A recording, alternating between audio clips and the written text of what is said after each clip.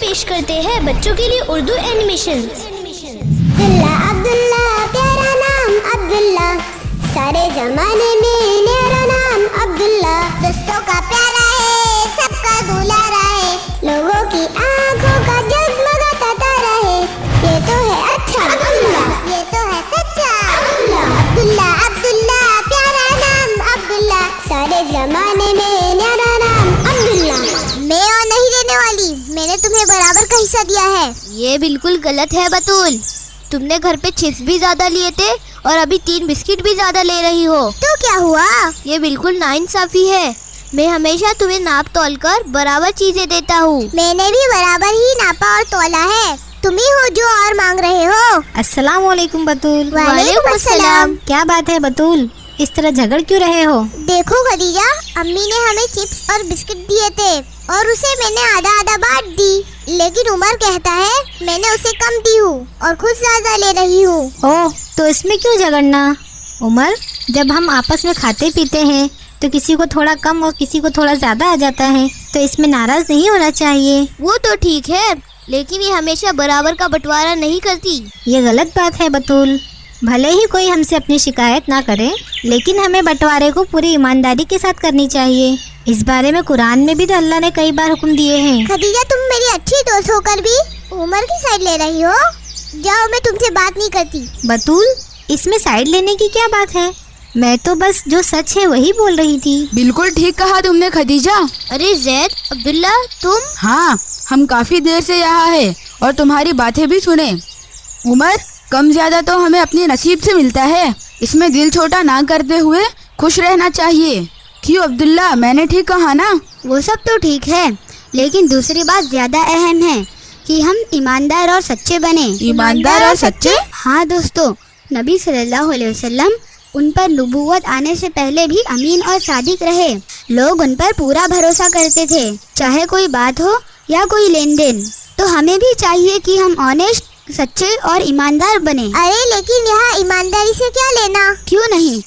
دیکھو، جب کبھی ہم کوئی چیز یا کوئی معاملہ جج کرے یا کچھ ناپ تول کرے تو بالکل انصاف کے ساتھ برابر کرے، تبھی تو لوگ ہم پر بھروسہ کریں گے۔ ہاں عبداللہ، اس نے ناپ تول میں گڑبڑ کی اور مجھے کم دے کر خود زیادہ لے لی۔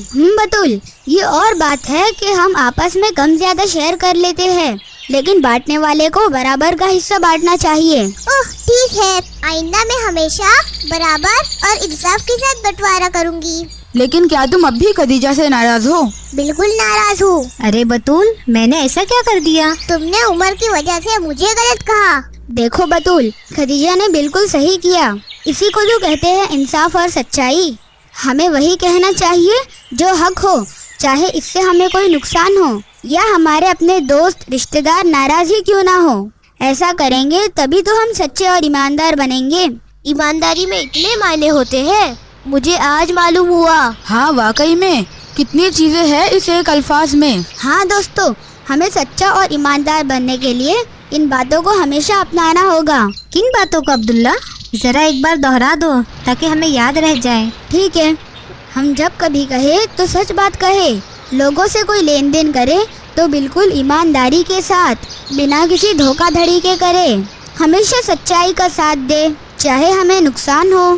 جب کوئی ہمارے پاس کوئی امانت رکھے، چاہے سامان ہو یا کوئی بات، تو ہم اس امانت میں خیانت نہ کریں، اور جب ہم کسی کو زبان دے یعنی کوئی وعدہ کرے تو اسے ہر حال میں پورا کرے، ورنہ کسی کو جھوٹا وعدہ یا دلاسا دینے والی بات ہی نہ کرے۔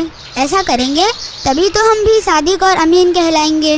ارے واہ، سچ میں ہمیں ان باتوں کو روزانہ کی زندگی میں لانی ہوگی۔ ان باتوں کو روز کے لین دین میں اپنانا ہوگا، تبھی تو لوگ ہم پر بھروسہ کریں گے۔ بالکل، پیارے نبی صلی اللہ علیہ وسلم پر لوگ ان کی سچائی کی وجہ سے ہی یقین ماننے کو تیار ہوئے تھے۔ جب آپ صلی اللہ علیہ وسلم پہاڑ کے اوپر کھڑے ہو کر لوگوں سے پوچھے تھے، خیر چلو مجھے گھر جلدی پہنچنا ہے، امی کے کام میں ہاتھ بٹانی ہے۔ لیکن خدیجہ، تم نے بات پوری نہیں بتائی۔